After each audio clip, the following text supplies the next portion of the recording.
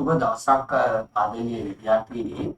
අද දවසේ මම සාකච්ඡා කරන්න බලාපොරොත්තු වෙන්නේ ප්‍රිමාටා ගෝත්‍රය පිළිබඳ. ඇත්තටම ප්‍රිමාටා ගෝත්‍රය පිළිබඳ කතා කරන්නට මත්තෙන් මූලික වශයෙන් අපි අවධානය ලක් කරන්න වෙනවා සත්ත්ව ලෝකයේ මිනිසාට හිමි වෙන ස්ථානය පිළිබඳ. අපි දන්නවා සත්ත්ව රාජධානියේ මිනිසා අද්විතීය තැනක් උසුලන කෙනෙක්. විශේෂයෙන් මිනිසා සත්‍යයකු බව අපි දන්නවා. මේ එක්කම ඔහු සුවිශේෂී ලක්ෂණයන්ගෙන් හෙබි සත්‍යයකු බව අපි අවබෝධ කරගන්න වෙනවා. මෙන්න මේවත් එක්ක කතා කරනකොට අපි දන්නවා ප්‍රිමාටා ගෝත්‍රය පිළිබඳ කතා කරන විට මිනිසා සීලපායි සත්‍යයකු වන අතර එතම අයත් වන්නේ ප්‍රිමාටා ගෝත්‍රය. එතකොට විශේෂයෙන්ම ප්‍රිමාටා හෝ ප්‍රයිමේට් කියන වචනේ අපි භාවිතා කරනවා මානව විද්‍යාව තුළ ප්‍රිමාටා හෝ ප්‍රයිමේට් කියන වචන භාවිතා කරනවා. මෙන්න මේ වචන දෙකේ මේ ප්‍රිමාටා කියන වචනේ මූලිකම අර්ථය අවබෝධ කරගන්න වෙනවා. මේකේ තේරුම තමයි ප්‍රිමාටා කියන එකේ තේරුම තමයි ප්‍රමුඛ නැත්නම් අපි කියනවා අග්‍ර කියන අර්ථය තමයි මානව විද්‍යාව තුළ මේක දැක්කේ තියෙන්නේ. එතකොට ප්‍රමුඛ අග්‍ර කියන අර්ථය තමයි ප්‍රිමාටා කියන වචනේ ලබා දීලා තියෙන්නේ. මේ අනුව ප්‍රිමාටාවන් අතර මිනිසාද අයිති වන්නේ මේ සත්ත්ව කුලකයට කියන එක තමයි අපි මූලික වශයෙන් අවබෝධ කරගන්නේ. දැන් අපි දන්නවා ලෝකයේ ප්‍රිමාටා සත්ත්ව විශේෂ 230කට ආසන්නව ඉන්නවා කියන එක මානව විද්‍යාව වැනි විෂයන් තුලින් අද වෙනකොට ඔප්පු කරලා තියෙනවා. හැබැයි මේ අතර බොහෝ විශේෂ කොටස් ජීවත් වෙන්නේ නිවර්තන කලාපවල කියන එක තමයි දැනට හඳුන්වලා තියෙන්නේ. අපි දන්නවා විශේෂයෙන්ම මැඩගස්කර දූපතේ පමණක් වර්තමානයේ දැකිය හැකි ලීමර් සතුන් අප්‍රිකාවේ හා ආසියාවේ වාසය කරන ලෝරීන් නැත්නම් අපි කියන උණගපුළු විශේෂයෙන්ම ආෆ්‍රික ආසියාවේ ජීවත් වෙන ටාසියර් කියන විශේෂ ප්‍රාථමික ප්‍රිමාටා ගණයට තමයි අයිති වෙන්නේ. ඒතකොට මෙන්න මේක අපි මූලික වශයෙන් හඳුනා ගන්න ඕනේ. ඒ වගේම පුරාතන ලෝකයේ හා නූතන ලෝකයේ ජීවත් වෙන වඳුරන්, පිළවුන් හා වානරයන් වැනි සත්තු සහ මිනිසාට අයිති වෙන්නේ ප්‍රිමාටා ගෝත්‍රයට කියන එක තමයි අපි මූලික වශයෙන් හඳුනා ගන්නට වෙන්නේ. ඔකට මේ ප්‍රිමාටා ගෝත්‍රය තුල සත්ත්ව විද්‍යාව අපි දන්නවා විශේෂයෙන්ම සුවොලොජි වැනි විෂයන් තුළ සියලුම සත්ව වර්ගවල පරිණාමය ගැන අදාළයි. අපි දන්නවා මානව විද්‍යාව තුළ මානව පරිණාමය පිළිබඳව අපි කතා කරනවා. විශේෂයෙන් ප්‍රථම වර්ෂයේ දෙවන අධ්‍යයන වර්ෂ විද්‍යාර්ථීන්ට මානව පරිණාමය පිළිබඳව මූලික වශයෙන් කතා කරනවා. දැන් මානව පරිණාමය ගැන කතා කරනකොට අපි සාකච්ඡා කරනවා මානවයා මේ පරිණාමයට බලපාපු හේතු සාධක සහ ඔහුගේ විකාශනය පිළිබඳව අපි කතා කරනවා. දැන් මේව කතා කරනකොට කිසිලෙසකින් අපිට අමතක කරන්න බෑ ප්‍රිමාටාවන්ගේ විකාශනය පිළිබඳව අපිට අමතක කරන්න බෑ. අපි දන්නවා මිනිසා පැවතෙන්නේ වානරයාගෙන් නම් වානරයාගේ ආරම්භ සිදුවේ කොහොමද කියන කාරණා පිළිබඳව සාකච්ඡා කරන්න.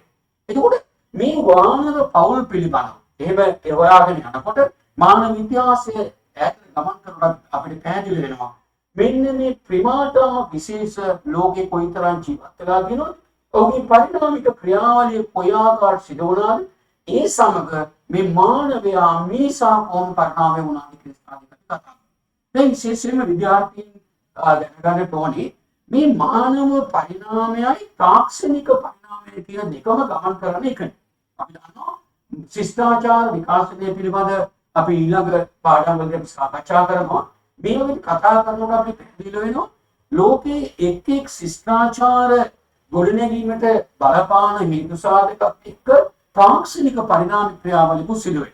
මෙන්න මේ තාක්ෂණික පරිණාමික ක්‍රියාවලියේ ප්‍රතිඵල ලෙස තමයි මේ පරිණාමික ක්‍රියාවලිය හා තාක්ෂණික ප්‍රතිඵල ලෙස තමයි අද වෙනකොට අපි කතා කරන මේ ශිෂ්ටාචාර මානව සමාජ ගොඩනැගිලා තියෙන්නේ.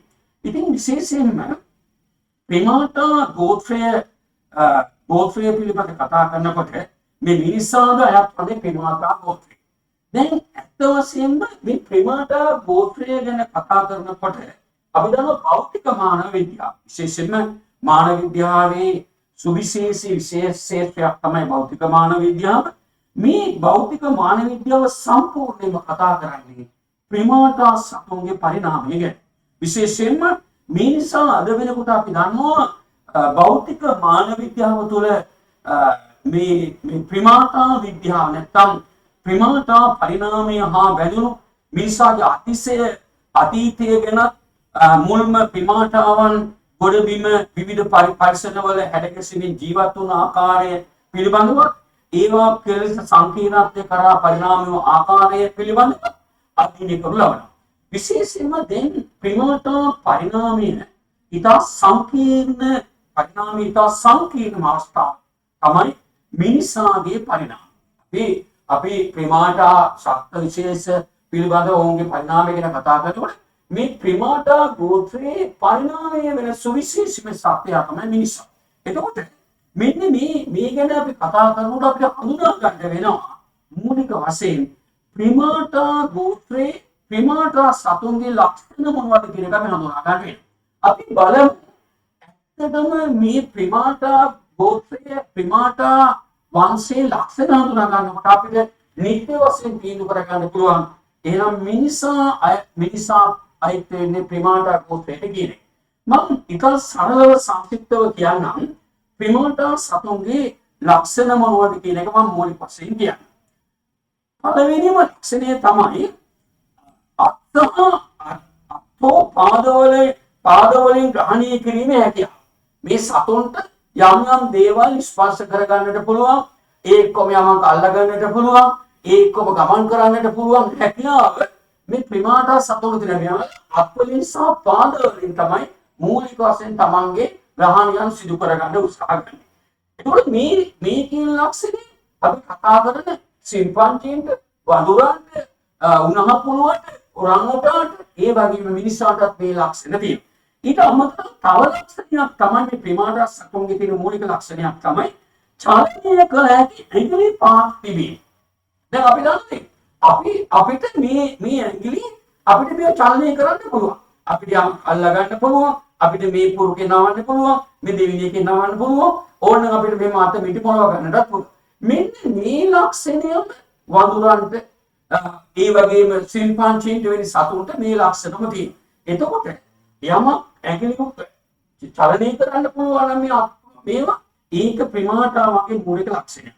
ඊළඟට තවත් ලක්ෂණයක් තමයි ඇඟිලි කෙලවර සංවේදී බව වැඩි වීම. පැතිලීම. දැන් අපි දන්නවා දැන් අපි සාමාන්‍යයෙන් ගත්තොත් ඇඟිලි කෙලවර ඇඟිලි තුඩුවල අපිට පුළුවන් ස්පේන් නැති කෙනෙක් වුණත් බෙල් ක්‍රමයට යමක් ස්පර්ශ කරගන්න මේ ඇඟිලි තුඩුවල තියෙන සංවේදී බව නිසා. ඒතකොට මෙන්න මේ ලක්ෂණයක් ප්‍රිමාටා ගෝත්‍රයේ ලක්ෂණයක් ලෙස අපිට සාකච්ඡා කරන්න පුළුවන්. ඊළඟට තවත් ලක්ෂණයක් තමයි දියුණු දෘෂ්ටියක් තිබීම. ඒතකොට සාමාන්‍යයෙන් අනෙක් සතුන්ට වඩා දැක්මක් මේ ප්‍රිමාටාවන්ට මූලික වශයෙන්ම තියෙනවා. ඊළඟට තව එකක් තමයි ආග්‍රහණ ශක්තිය දුර්වල වීම. දැන් අපි දන්නවා සාමාන්‍ය අපි ගමකෝ ගෙදර ඈත ඉඳලි කරන සුනකයා යමක් ඉව කළා ආග්‍රහණය කළා යමක් හොයාගන්න. හැබැයි මේ ප්‍රිමාටාවන්ට ඒ සතුන් වගේ විශාල ආග්‍රහණ ශක්තියක් නැහැ. ඔහුට යම් සීමාවකට තමයි මේක පිළිලා තියෙන්නේ. මේකත් අපි මූලික වශයෙන්ම තේරුම් ගන්න ඕන මූලික ලක්ෂණයක්. ඊළඟ තව එකක් තමයි ශරීර ප්‍රමාණය සාපේක්ෂව විශාල මොළයක් තිබීම.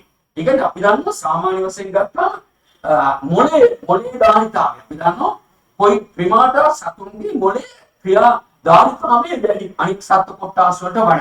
ඒතකොට ඒ නිසා තමයි උන්ට යමක් සිතා යමක් කල්පනා කරමින් යම් දෙයකට ප්‍රේෂ්ඨ වෙන්නට අවකාශ හැකියාව ලැබිලා තියෙනවා. ඊළඟ තව ලක්ෂණයක් තමයි කුඩා කෙටි හනුවක් තිබීම. දැන් අපි දන්නවා මේ හනු මේවා වෙන සත්ත්ව කොටස් වලට ගත්තාම ඒක විශාලයි. අපි සාමාන්‍යයෙන් ගත්තාම දැන් ගෝණි මුවෙක් වෙන සතෙක් ගත්තාම ඉතා දිගට පිරලා තියෙනවා. හරිද? ප්‍රිමාටා සතුන්ගේ හනුවක් තියෙනවා. ඒක ඉතා කෙටි හනුවක් තමයි තියෙන්නේ. මේක මූලික ලක්ෂණයක් ලෙස තමයි අපි හඳුනාගන්නේ. ඊට අමතරව ප්‍රසූතියෙන් අනතුරුව දිගු වර්ධන කාලයක් වීම. ඒ කියන්නේ මේකෙන් අදහස් කරන්නේ දිගු වර්ධන කාලය කියලා කියන්නේ දැන් අපි දන්නවා සත්ත්ව කොටස ගත්තාම සමහර සතු පැටවුන්ගේ බහ තෝරනවා ටික පිටි කාලේ. හැබැයි ප්‍රිමාට ගෝත්‍රයට අයිති වෙන සත්ත්ව කොටස පැටවුන් විශාල කාලයක් බහ තෝරන්නට ඇතිවෙන්න කරගෙන යනවා. අපි දන්නවා සාමාන්‍ය දැන් මානව විශේෂ ගත්තාම අදුම තරමේ අපේ අම්මා අපි බලා ගන්නවා අවුරුදු 3ක් 5ක් කිරි දීලා අපි හදනවා. එතකොට මේ වගේ අපි දන්නවා වඳුරන් ඒ වගේ සිම්පාන්ජි වෙන සතුන් ගත්තාම මේ වඳුරු මව පැටව ඇකේ හොයාගෙන යෑම මේ විශාල කාලයක් ඇතිදෙලි කිරීම වගේ ලක්ෂණ ප්‍රිමාටාවන්ගේ මූලික ලක්ෂණ. මීට අමතරව ප්‍රිමාටාවන් අතර දියුණු සමාජ සංවිධානාත්මක ලක්ෂණ තියෙනවා. ඒ කියන්නේ වෙනසක් ඔබට මතක ඇති වඳුරන් රංචු පිටින් තමයි සෙට් කරන්නේ. කනකොට ආහාරයක් හම්බුනම ඔවුන්ට මොන හරි දෙයක් බුදුරක් හම්බුනම ඔවුන් සංඥාවක් එකතු කර කටේ එකතු කරගන්නවා. වඳුරන්ගේ එකට තමයි ජීවත් වෙන්නේ. එතකොට ඔවුන් ඒ පරිසර හැර යනකොට ඔක්කොම එකට ගමන් කරනවා. මෙන්න මේ වගේ දේවල් තියෙනවා. දැන් මේසා තුලක් අපි යනවා මිනිස්සු උදකලා ජීවත් වෙන්නේ නැහැ. ඔවුන් ගම්බිම් වශයෙන්, පවුල් වශයෙන් නිවාස ඉදි කරගෙන එකම වත්තක ජීවත් වෙනවා. ඉතින් මේ ලක්ෂණ මූලික වශයෙන් ප්‍රිමාටාවන් සතු ලක්ෂණ තමයි අපි කතා කරන්නේ. දැන් මෙතනදී අපිට නිගමනයකට එන්න පුළුවන් වෙන මොකක්ද නිගමනය? මිනිසා ප්‍රිමාටා ගෝත්‍රයේ සමාජිකයෙක්ද කියලා කාරණාව අපිට මූලික වශයෙන් තේරුම් ගන්න අවබෝධ කරගන්න පුළුවන් හේතුවයි මේ කියන ලක්ෂණ සියල්ල අපිට තියෙනවා. එහෙනම් අපි නිගමනයකට එනවා මොකක්ද? මිනිසා හිතවන්නේ මෙන්න මේ ප්‍රිමාටා ගෝත්‍රයට කියන එක අපි නිශ්චිත වශයෙන් නිගමනයකට එනවා. දැන් ප්‍රිමාටාවන් පිළිබඳව ප්‍රිමාටා සතුන් විවිධ අංගමින් මානව විද්‍යාව සහ සත්ත්ව විද්‍යාවන් තුළ වර්ගීකරණය කරලා තියෙනවා. අපි දන්නවා විශේෂයෙන්ම ප්‍රවීණ විද්‍යාව තුළ නව ස්වයංගැනීම් අපි දන්නවා ප්‍රිමාටා සත්වයන් පිළිබඳව විවිධ තොරතුරු වර්තමානයේ ඇතුළත් වෙනවා. ප්‍රිමාටා සතුන් වර්ගීකරණය කිරීමේදී විශේෂයෙන් ප්‍රිමාටා ගෝත්‍රයේ සතුන් ප්‍රධාන උපගෝත්‍ර දෙකකට මූලික වශයෙන් බෙදා දක්වනවා. අපි දන්නවා පළවෙනි එක තමයි ස්ටෙප්සිරසි. හරි. එතකොට මේක උපගෝත්‍රය. ඊළඟ එක තමයි මේක උපගෝත්‍රය. දැන් අපි බලමු මෙන්න මේ ගෝත්‍ර දෙකට මොකක්ද මේ ස්ටෙප්සිරසින් කියලා කියන්නේ ගෝත්‍රයට අයිති වෙන්නේ කවුද කියන එක. ඊළඟ හැප්ලොයින් කියන මේ ගෝත්‍රයට අයිති වෙන්නේ මොන පාටකද කියන එකත් අපි බෙදා හදාගත්තොත් තමයි මේ අපිට අවබෝධයකට ඉන්න පුළුවන්කම ලැබෙන්නේ. ඇත්තටම පැහැදිලිව ප්‍රිමාටාවන්ගේ වර්ගීකරණය අවබෝධ කරගන්න ලැබෙන්නේ.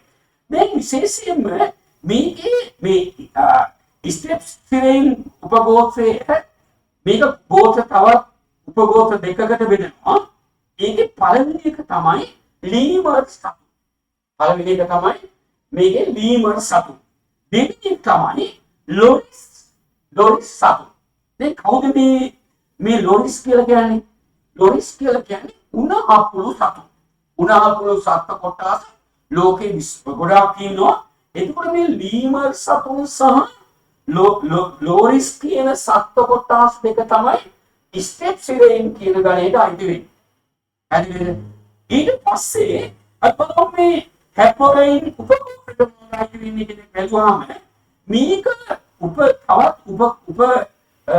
ගෝත්‍ර තුනකට ඇතුළත් වෙනවා. ඒකේ පළවෙනි එක තමයි ටාසියර් කාණ්ඩය. පළවෙනි එක ටාසියර් කාණ්ඩය. දෙවෙනි එක තමයි ප්ලැටිරයින් කාණ්ඩය. තුන්වෙනි එක තමයි කැටරයින් කාණ්ඩය. හරිද? එතකොට ටාසියර් කාණ්ඩය, ප්ලැටිරයින් කාණ්ඩය, කැටරයින් කාණ්ඩය කියන මේ කාණ්ඩ තුනට මූලික වශයෙන් දෙවෙනි උපගෝත්‍රයේ බෙදී යනවා. එතකොට මෙන්න මේ විදිහට ප්‍රිමාටා ගෝත්‍රයේ සතුන් විශේෂයෙන් පවුල් කිහිපයකට නැවතත් අපිට බෙදා දක්වන්න පුළුවන්. විශේෂයෙන්ම සත්ව ගණයක් දක්වා සත්ව විශේෂයක් දක්වා මේක වර්ගීකරණය කරගෙන අපිට එකින් එකට කඩාගෙන යන්නට පුළුවන්. මේ අනුව කල්පනා කරනකොට ප්‍රාග්මාන විද්‍යාත්මක හා ප්‍රවීණ විද්‍යාත්මක පරීක්ෂණ තුළින් මිනිසා සහ වානරයන් අතර ඉතා කිට්ටු නේකමක් තිබෙන බව පෙන්වා දීලා තිබෙනවා. මේ විශේෂයෙන්ම අපි දන්නවා මිනිසා මෙන්ම වානරයන්ද ඇතුළත් වෙනවා මේ හොමිනීඩ් පවුලට. එතකොට මෙන්න මේ ආකාරයට ඇතුළත් වන මිනිසාගේ ආදී పూర్වජීන් වන ඔස්ට්‍රෝපිථෙකස්, හෝමෝ ඉරෙක්ටස් වැන්නුම් හා නූතන මිනිසා ඇතුළත් වන මේ හොමිනීඩ් පවුලේ විශේෂයෙන් මේ බෙදීම් පිළිබඳව අපි එහෙම නැත්නම් හෝමෝ ගණයේ සර්පියන්ස් විශේෂයට අදාළව කරුණු කාරණා සාකච්ඡා කරනකොට මෙන්න මේ ප්‍රිමාටාවන්ගේ විකාශනය සහ පරිණාමය පිළිබඳව මූලික අවබෝධයක් අපිට ලබා ගන්න වෙනවා. මම විශ්වාස කරනවා විශේෂයෙන් මේ වන විට විද්‍යාර්ථීන්ට මේ ප්‍රිමාටාවන් පිළිබඳව මූලික අවබෝධයක් ලැබෙන්න ඇති කියලා මම විශ්වාස කරනවා. නූතන මිනිසා සත්ව වර්ගීකරණයේදී මේ අනුව අපි දන්නවා සත්ව රාජධානි වර්ගීකරණය කරනකොට මෙයා අයිති වෙනවා මූලික වශයෙන් අපි දන්නවා හෝමෝ ගණයට නැත්නම් සර්පියන්ස් විශේෂයන් තුරට තමයි මේ නූතන මිනිසා ලැබෙන්නේ. එතකොට මේ නූතන සත්ව වර්ගීකරණයේදී ඔහුට උසස් මනසක් ඇති සත්වයා යන අන්වර්ථ යෙදීම භාවිතා කරමින් තමයි මේ මිනිසා කියන යෙදුම භාවිතා කරන කියන එක තමයි මූලික වශයෙන් අපිට පෙන්වා දෙන්නට සිදු වෙන්නේ.